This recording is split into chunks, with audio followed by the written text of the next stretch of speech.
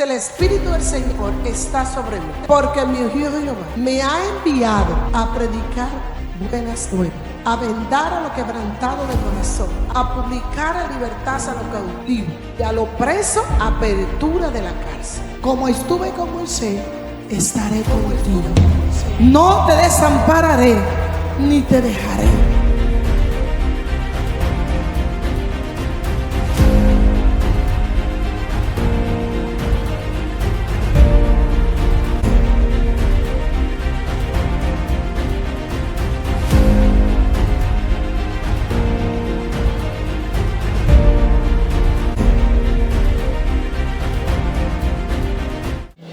Amén. Que el Señor nos continúe bendiciendo, iglesia, porque Dios es siempre bueno. Aleluya. Hoy voy mucho más suave, mamá. Hoy me han ayudado mucho. Aleluya. Pero Dios es siempre bueno.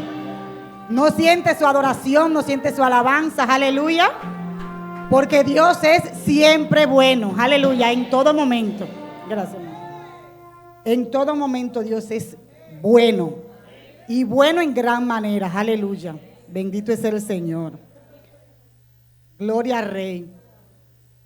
La madre abundó bastante sobre ese tema, pero aún así el Señor había puesto en mi corazón iniciar diciendo algo en especial para quienes quizás estén preguntando o cuestionando la nueva, que no es ninguna nueva nada, metodología de enseñanza que nuestra apóstol está implementando acá en la casa. O quién sabe si quizás lo que se estén cuestionando sea el contenido de esas enseñanzas. Pues les quisiera decir que debemos recordar y nunca olvidar que Dios es un Dios multiforme.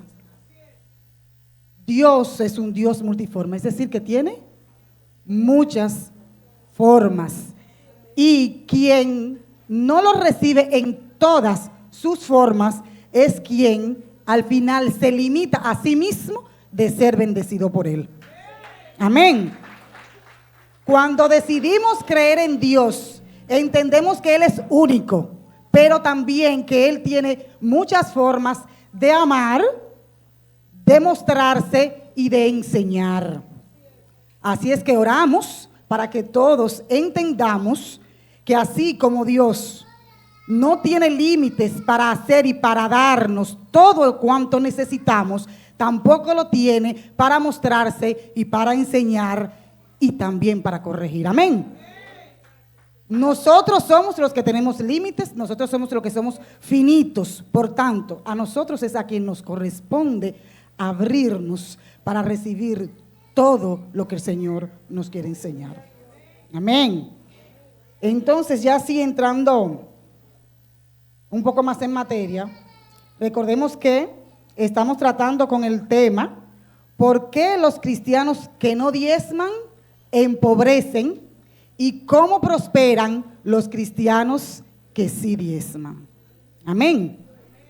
Como tenemos muchas personas, muchos hermanos que no estuvieron la semana pasada, recapitulamos un poco, aún también para nosotros, si por algo se nos ha olvidado por ahí alguna cosita, y recordando que primeramente el diezmo son las primicias o los primeros frutos de todo cuanto conseguimos, es decir, es la primera décima parte, no la última, la primera décima parte de todo cuanto conseguimos.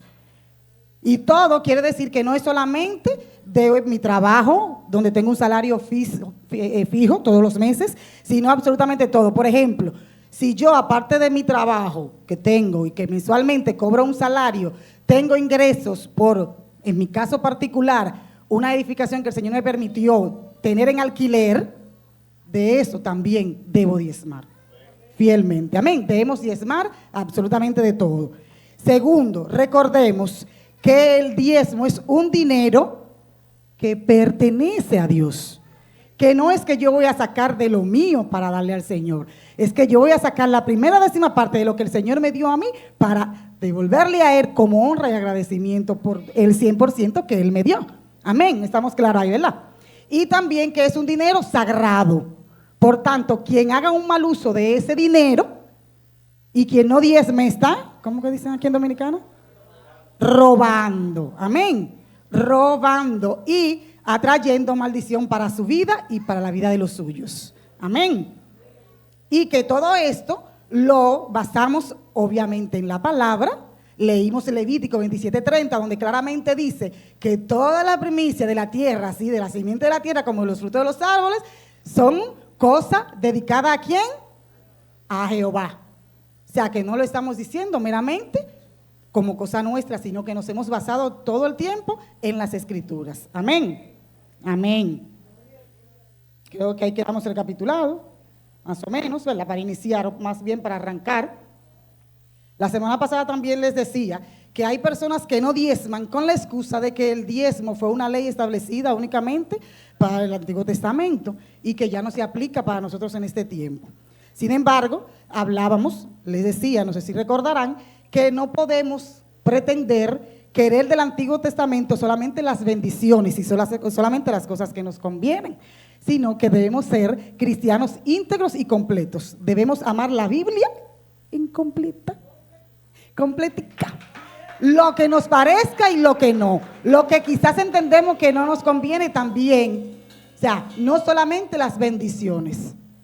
O sea, y para reforzar eso, entonces ahora vamos para los que van tomando nota, que espero que sigan así, Mateo 23:23, vamos a reforzar esta parte para que veamos que en ninguna parte del Nuevo Testamento esté aboliendo, para los que quizás se excusen en eso, lo que es el diezmo, el acto de diezmar, porque algunos toman esta porción malamente, por así decirlo.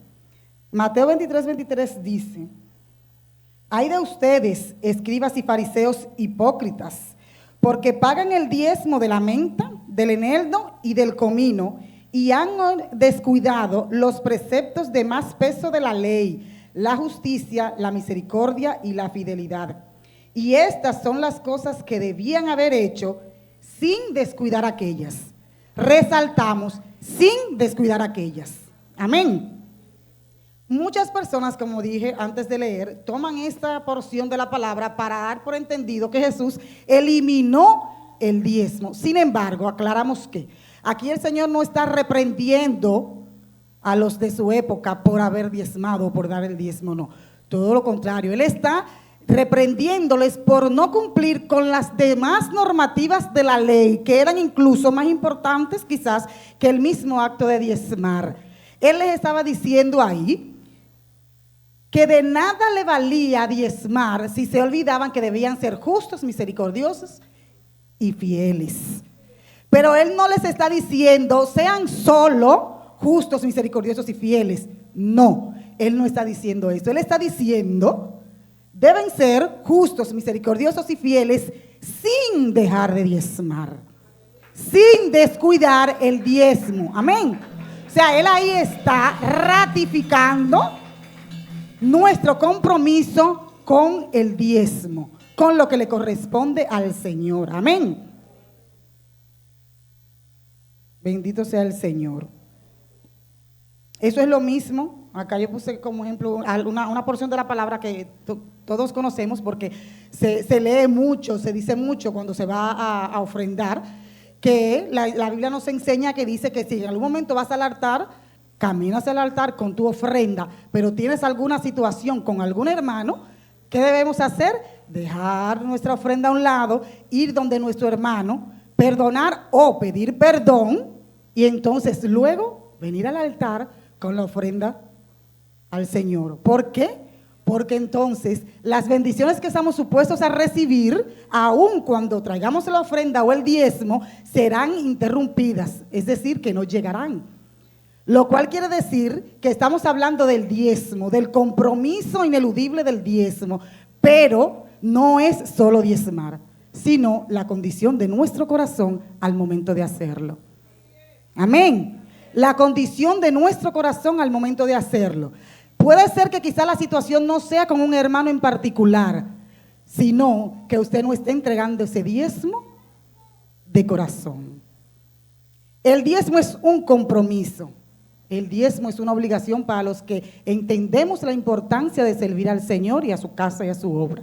Ahora bien, eso no quiere decir que usted lo va a traer con desagrado, porque créame, que se va a utilizar para las cosas del Señor. Ahora, usted no va a recibir remuneración alguna por eso. Usted no va a recibir bendición por eso, porque el Señor conoce nuestro corazón.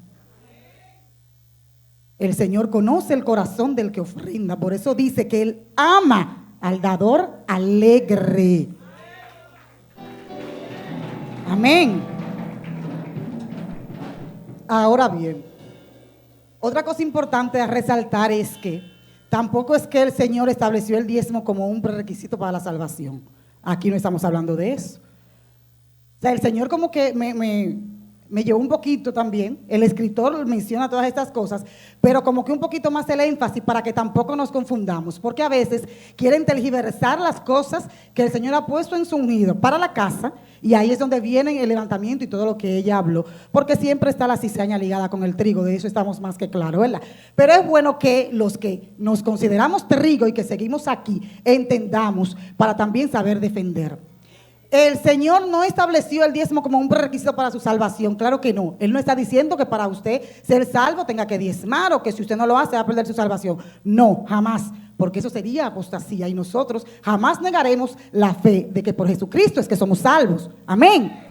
Ahora, el Señor lo que está diciendo y nos está enseñando en estos libros, estas enseñanzas que puso en el corazón de nuestra madre, es que si nosotros damos y cumplimos fielmente con lo establecido en la palabra con relación al diezmo del Señor en su casa, vamos a ser grandemente bendecidos por Él. Pero que si no, lamentablemente, vamos a alejar esas bendiciones de nuestras vidas y, como si fuera poco, a atraer maldición a nuestras vidas y a la vida de los nuestros. Al final la decisión es personal. Al final la decisión es personal, pero también usted tiene que ser consciente y maduro. O sea, luego no se queje de por qué algunos son más bendecidos que otros. O sea, Dios no es injusto y jamás lo será. Jamás lo será. Eso es como cuando la madre puso el ejemplo de los que tienen seguro de salud. O sea, claro que no es obligatorio usted tener un seguro de salud. Ahora bien, tenemos que tener claro que el que no tiene uno jamás podrá disfrutar de los beneficios de uno que sí tiene, así sea pagándolo. O sea, para allanarlo un poco más. El que no tiene seguro siente temor hasta de enfermarse si no tiene dinero suficiente para pagar una consulta médica o comprar un medicamento. Si no lo tiene a mano, muy probablemente no lo puede resolver. Así es, en este país es difícil.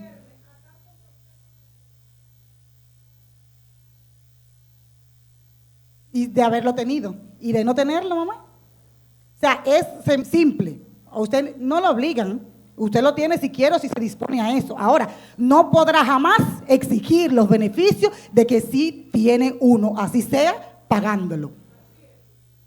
Porque las cosas cuestan, económico, material, esfuerzo, no todo es simplemente sentarnos a esperar. Amén.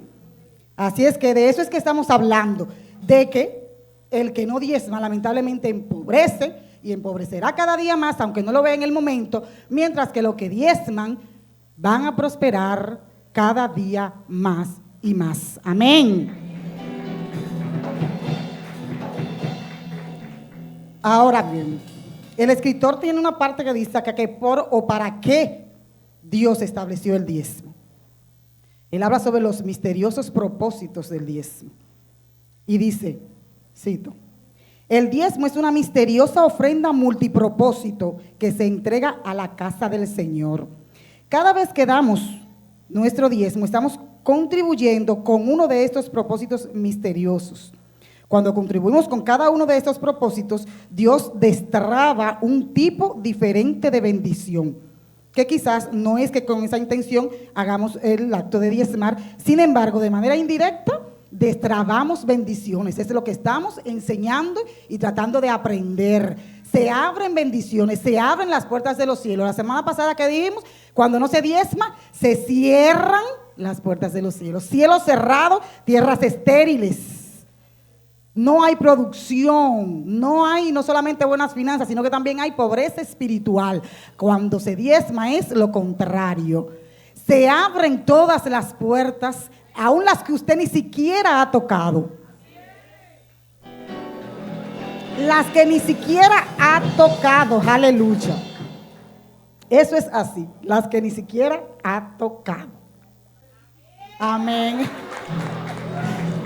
Oiga, no, la frase qué bonita es, porque al final, la frase que ella dijo, la gloria es de Dios, pero el beneficio ¿de quién es? Exacto. Entonces, cuando nosotros honramos al Señor, con nuestros diezmos y nuestras ofrendas, lo estamos honrando a Él, pero el beneficio será nuestro. Amén. Todas esas cosas es bueno que se entiendan, porque al final, ciertamente en la casa se necesitan los fondos para seguir funcionando, pero la bendición será de quien lo entienda y lo haga. Amén. Bendito es el Señor. Entonces, una de las razones por las que Dios estableció el diezmo, conforme al estudio que estamos realizando, dice el escritor que Dios estableció el diezmo para que las personas mostraran gratitud a Él. Y hay una parte de la porción de la palabra que dice en Deuteronomio 26, del 1 al 3, dice, amén. Cuando hayas entrado en la casa que Jehová tu Dios te da por herencia, y tomes posesión de ella y la habites, entonces tomarás de las primicias de todos los frutos que sacares de la tierra que Jehová tu Dios te da, y las pondrás en una canasta, e irás al lugar que Jehová tu Dios escogiere para hacer habitar allí su nombre, o sea, la iglesia. Y te presentarás al sacerdote que hubiese en aquellos días, entiéndase, el apóstol en nuestro caso particular, y dirás, declaro hoy a Jehová tu Dios que he entrado en la tierra que juró Jehová a nuestros padres que nos daría. Es decir, luego que usted obtenga el beneficio de ese empleo, de ese negocio, de eso que usted le pidió al Señor, venga al altar y traiga su diezmo en muestra de gratitud. Porque para eso fue que el Señor lo estableció. Para ver la gratitud, qué tan agradecido es nuestro corazón después de haber conseguido eso que oramos al Señor o eso que Él nos dio aún sin habérselo pedido, pero qué bien que lo estamos disfrutando. Amén. Esa es la principal razón por la cual el Señor estableció el diezmo. Conforme dice la palabra, hay muchas otras razones, pero otra que resalté es que Dios lo estableció para que las personas recordáramos de dónde nos sacó el Señor, una que está intrínsecamente ligada con la que acabo de leer. Y en la misma porción continúa diciendo, y el sacerdote, entiéndase, su pastor, el apóstol, tomará la canasta de tu mano y la pondrá delante del altar de Jehová tu Dios. Entonces hablarás y dirás delante de Jehová tu Dios, un arameo a punto de perecer fue mi padre, el cual descendió a Egipto y habitó allí con pocos hombres, y allí creció y llegó a ser una gran nación, fuerte y numerosa. Y los egipcios nos maltrataron y nos afligieron, y pusieron sobre nosotros dura servidumbre. Y clamamos a Jehová, Dios de nuestros padres, y Jehová oyó nuestra voz, y vio nuestra aflicción, nuestro trabajo y nuestra opresión. Y Jehová nos sacó de Egipto con mano fuerte, con brazo extendido, con grande espanto y con señales, con gran milagro. Y nos trajo a este lugar y nos dio esta tierra, tierra que fluye leche y miel. Y ahora, he aquí, he traído las primicias del fruto de la tierra que me diste, oh Jehová. Y lo dejarás delante de Jehová tu Dios y adorarás a Jehová tu Dios. Con nuestros diezmos estamos adorando a Dios. Estamos reconociendo que Él nos sacó de la podredumbre. Aun cuando llegáramos a la casa del Señor con dinero, con finanzas, estábamos en la podredumbre, porque la palabra dice que en los caminos del Señor es donde hay vida. Quiere decir que fuera de Él hay muerte. Aun cuando tuviéramos quizás la posición económico-financiera fuera de la casa del Señor, no teníamos nada. No éramos nadie, aunque tuviésemos renombre en el mundo. Muchos se preguntarán, pero ¿y todas esas personas famosas y ricas que no diezman porque no están en la iglesia? Lo primero es que eso no es problema suyo ni mío tampoco, porque hablamos de que eso es un pacto personal con Dios. Lo segundo es que la misma palabra dice que no nos enfoquemos en el impío que prospera, porque al final su camino es camino de muerte. Amén. Y lo segundo, lo tercero, perdón, es que estamos hablando de que no es que no va a conseguir propiedades o beneficios financieros, sino dónde irá a parar al final todo eso.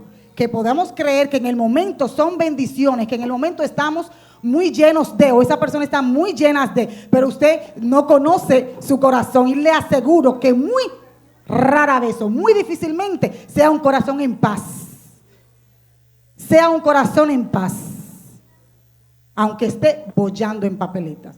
Recuerden que bien dice eso es un refrán que se usa mucho en el campo, que dice que el corazón de la llama solamente lo conoce el cuchillo. Entonces, no nos preocupemos por el impío que prospera, ni nos estemos cuestionando cosas como esas para excusarnos, porque al final las promesas que están en la Biblia es para quien las crea. Ellas están ahí, pero no es que el Señor nos la va a teterar a la mala, utilizando un término que todos entendemos. Si usted no la quiere creer, usted no la va a recibir. Eso es así de simple. Nosotros simplemente estamos por amor a la palabra, por amor al servicio, compartiendo lo que el Señor está tratando a través del apóstol y lo que estamos nosotros también tratando de entender para que todos lo entendamos, todos seamos bendecidos y todos seamos prosperados. Amén.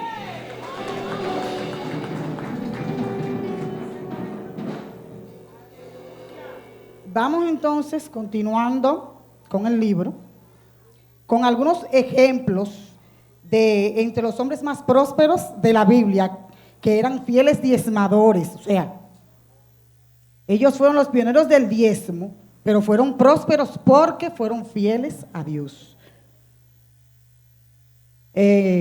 Vamos a ver en Génesis 14, 17 al 20. Tenemos el primer caso, que es de Abraham. Sacó pan y vino y le dijo, diciendo: bendito sea Abraham del Dios Altísimo, creador de los cielos y de la tierra, y bendito sea el Dios Altísimo que entregó en tus manos a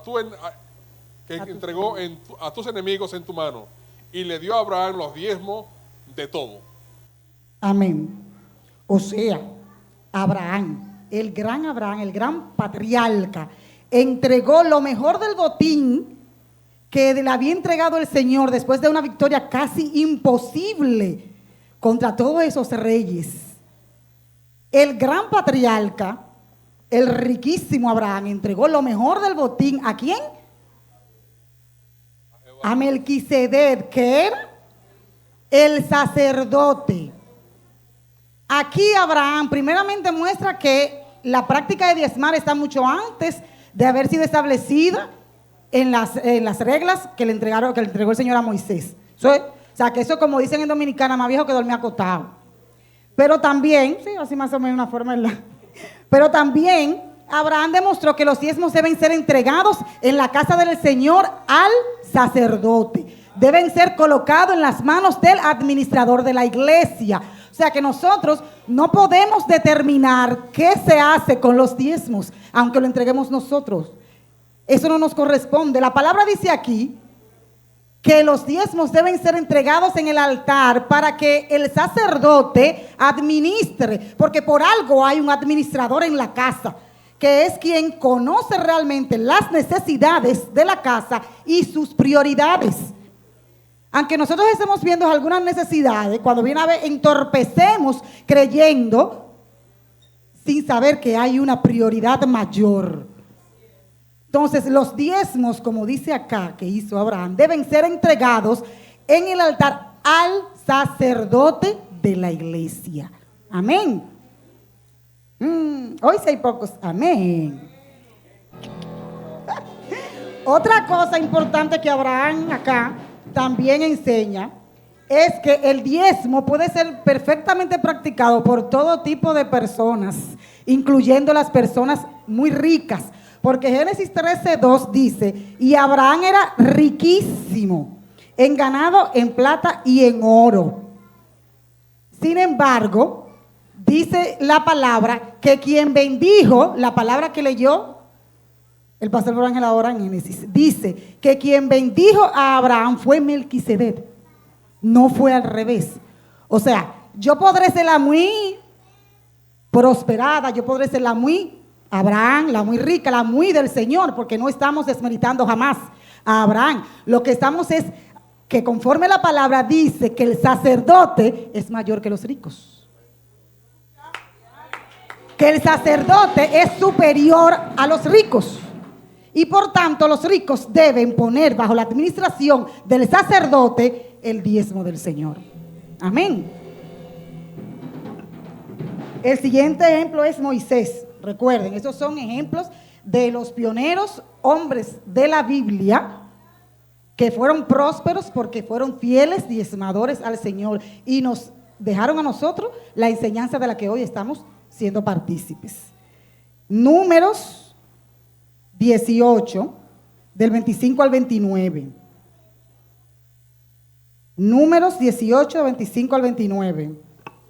Amén. Y habló Jehová a Moisés diciendo: así hablarás a los levitas y les dirá cuando tomen de los hijos de Israel los diezmos que les ha dado de ellos por su heredad. Ustedes presentarán de ellos en ofrenda mecida a Jehová el diezmo de los diezmos. Y se les contará su ofrenda como grano de la era y como producto del lagar. Así ofrecerán también ustedes ofrenda a Jehová de todos sus diezmos que reciban de los hijos de Israel, y darán de ello la ofrenda de Jehová al sacerdote Aarón. De todos sus dones ofrecerán toda ofrenda a Jehová, de todo lo mejor de ello ofrecerán la porción que ha de ser Consagrada. Amén. Aquí Moisés nos enseña que incluso, como dijo la madre la semana pasada, también los sacerdotes deben diezmar. Para los que piensan que es que el diezmo, como decía la madre, que es para ya ponerse así de pomposa, ella no lo necesita. Gracias a Dios ella no lo necesita, pero para que entendamos, ella también debe diezmar. Dice la palabra que dará el diezmo de los diezmos al sacerdote Aarón, que en este caso es nuestro apóstol, porque ella también tiene un apóstol, que es nuestro apóstol, Guillermo Maldonado. Ahora, si lo traemos todavía un poquito más simple, la iglesia tiene otras ramificaciones. Tenemos iglesias en Brisa del Este, tenemos iglesia en Vallaguana, tenemos iglesia en Manta Santiago, en Guanuma, en Juan Dolio. Dice que esas iglesias deben dar el diezmo de sus diezmos aquí al altar, en las manos de la principal sacerdote, que es nuestra apóstola Altagracia de los Santos. Amén. Porque al final somos todos una sola casa. Entonces ahí le decía, deben llevar esa ofrenda al altar y ponerla en la mano del sacerdote Aarón, en aquel momento, que es nuestra apóstol. Todos deben diezmar, aun aquellos que reciben también diezmos. Amén. Salomón en Proverbios 3, 9 y 10 dice, esta es cortita, la puedo leer, ese es el tercer ejemplo. Honra a Jehová con tus bienes y con las primicias de todos tus frutos, y serán llenos tus graneros con abundancia, y tus lagares rebosarán de mosto. Aquí Salomón nos enseña que los diezmos son la primicia, lo hemos repetido mucho, ¿verdad? Pero eso quiere decir que es lo primero que hay que hacer con nuestro dinero. La primicia, hablamos de que es la 10ª parte, pero es que no es la última 10ª parte. Es la primera 10ª parte de todos nuestros ingresos. Es lo primero que hay que hacer con el dinero que nosotros recibamos. Entonces ahí es cuando vamos a recibir el 100% de los beneficios del 90% restante. Amén. Lo que no se entienda, lo pueden preguntar tanto aquí o como el apóstol, como ya dijo. Porque quizás para mí haya estado claro, quizás muchos lo están entendiendo, pero siempre queda uno que otro que no lo entienda del todo. Pero queremos que todos entendamos el misterio que encierra el acto de diezmar honestamente, fielmente, de corazón y con alegría.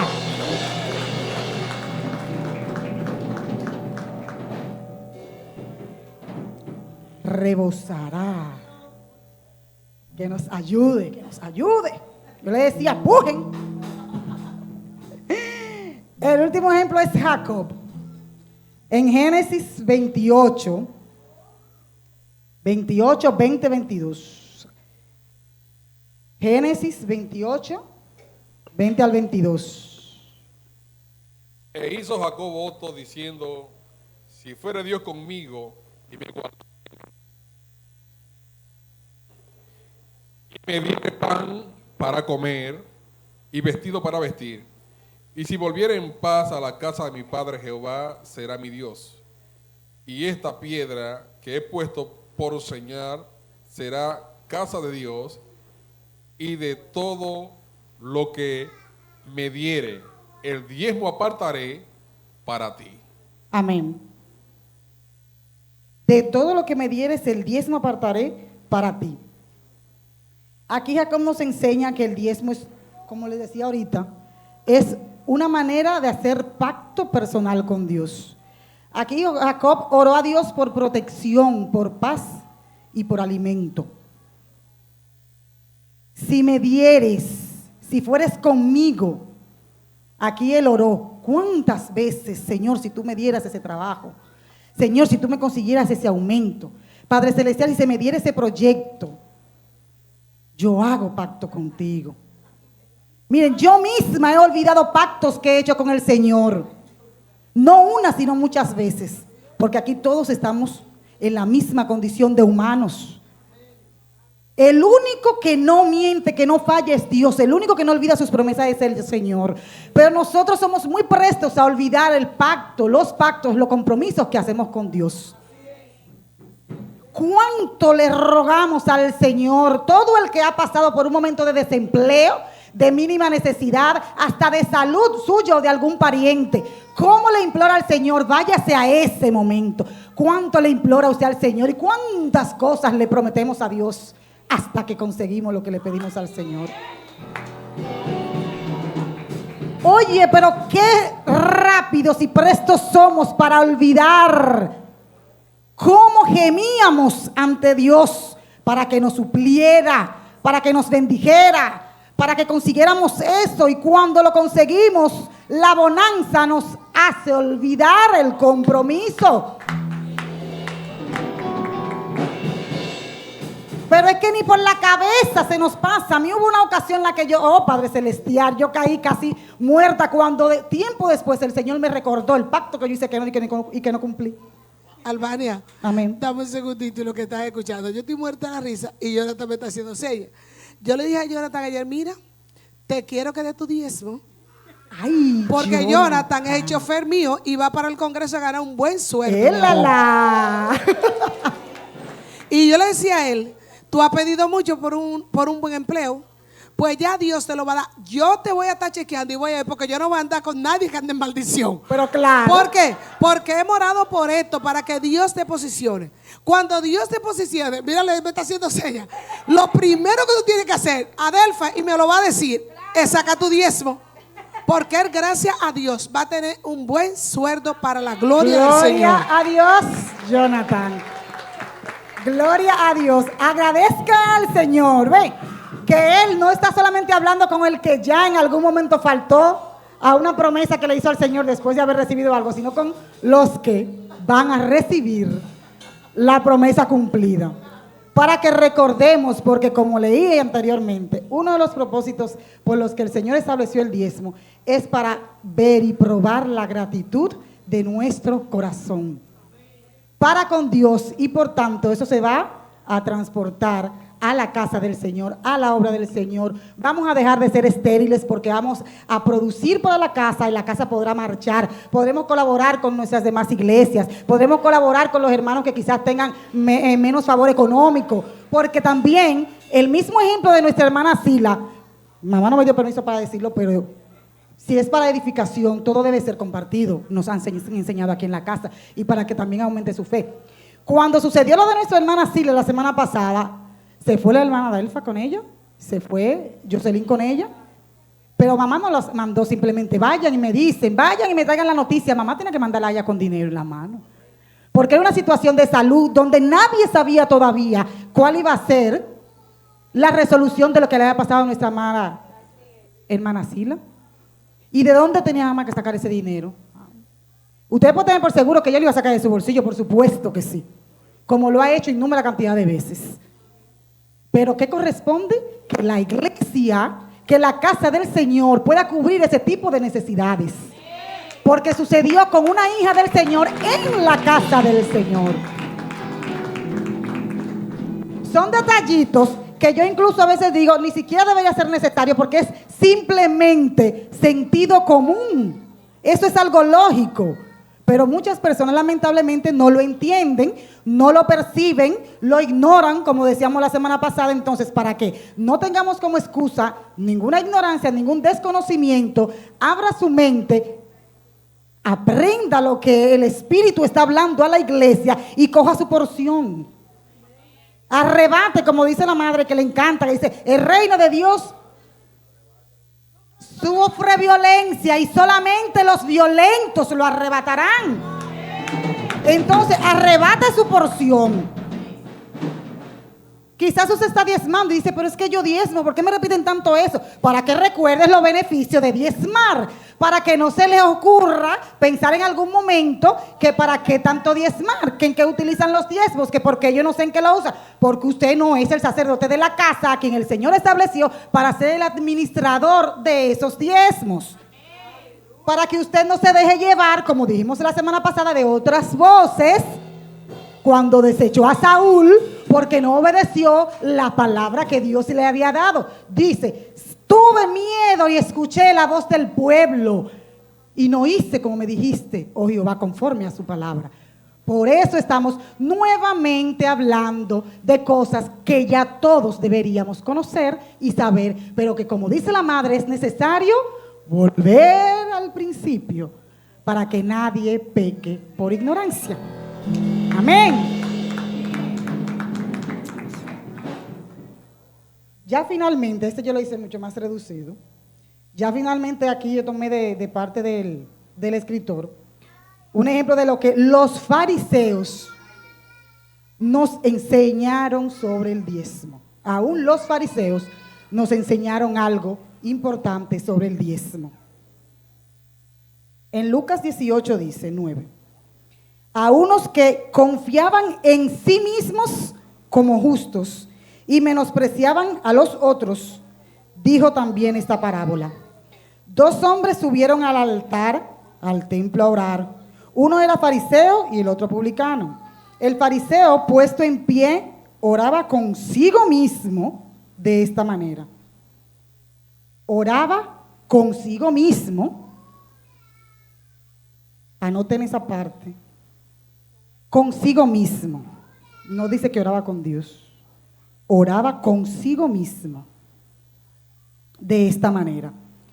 Dios, te doy gracias porque no soy como los otros hombres, ladrones, injustos, adúlteros, ni aun como este publicano. Ayuno 2 veces a la semana, doy diezmos de todo lo que gano. Mas el publicano, dice el escritor, estando lejos, no quería ni aun alzar sus ojos al cielo, sino que se golpeaba el pecho diciendo, Dios, sé propicio a mí, pecador. Les digo que éste descendió a su casa justificado antes que el otro. Porque cualquiera que se enaltece será humillado, y el que se humilla será enaltecido. Aquel oraba consigo mismo, no con Dios. ¿Por qué? ¿Escucharon la oración que él hacía? Aunque él decía, Dios, yo no soy como aquellos hombres, como los demás hombres, ni siquiera como este fariseo. Porque yo oro, que ayuno, que doy los diezmos de todo lo que gano. Pero él estaba vanagloriándose y estaba enorgulleciéndose de todo lo que él hacía supuestamente para la casa del Señor. Esa oración obviamente no iba a llegar al Señor. Claro que él lo iba a escuchar porque Dios escucha hasta nuestros pensamientos, pero no era una oración que iba a producir ningún tipo de fruto positivo ante Dios. Por eso dice incluso la palabra, oraba consigo mismo, para que entendamos que cuando aún en nuestras oraciones estamos siendo egocéntricos y orgullosos, Dios no tiene compromiso con esa oración. Sin embargo, aquel otro que se consideraba pecador dice que aún los ojos no conseguía cómo levantar la vergüenza de la humillación por saberse pecador. Y dice la palabra que aún este fue justificado más que el primero. Y el primero, sin embargo, diezmaba y hacía todo lo que se supone debe hacer un buen cristiano. Entonces, aquí los fariseos nos muestran a nosotros varias cosas, entre esas que, obviamente, como estamos hablando, el diezmo es un acto tan importante como ayunar, porque dice yo oro, yo ayuno, doy el diezmo, o sea, está en la misma categoría. Es una condición más, es un requisito más para que nosotros entendamos que estamos cumpliendo con las reglas, las limitaciones que el Señor nos pone después que decidimos seguir su camino. Ahora, también nos está enseñando, la parte más importante que nos están enseñando aquí los fariseos es que no importa que estemos diezmando si nuestro corazón no está agradando a Dios. El énfasis de la enseñanza de este libro que dice, ¿por qué empobrecen los cristianos? Porque es muy claro, dice, los cristianos que no diezman. No es genérico, no dice por qué empobrecen los que no diezman. ¿Por qué empobrecen los cristianos que no diezman? ¿Y cómo prosperan los cristianos que diezman? El énfasis es que entendamos esos misterios y la importancia de diezmar. Pero no es solo diezmar. Aquí hemos aprendido de nuestra madre que lo importante son las almas. Eso es lo más importante. Las demás cosas son importantes, pero están en otro lugar. Las almas son las más importantes. Y para ello es necesario que el corazón esté a una con el Espíritu Santo, a una con la casa y la visión. Entonces, no es solamente que diezmemos, sino la condición de nuestro corazón al diezmar, porque puede ser que lo estemos haciendo, pero aún así estemos acarreando maldición por no estar agradando a Dios. Amén. Hasta aquí dejé yo la parte del día de hoy. Hasta aquí, como decimos, me ha ayudado el Señor en esa porción. Ahora cada uno de nosotros, todos, hemos de tomar la parte que entendamos que el Señor nos quiere dar de manera particular y la vamos a tomar para bendecir nuestras propias vidas, la vida de los nuestros y la congregación a la que decimos amar y pertenecer. Amén.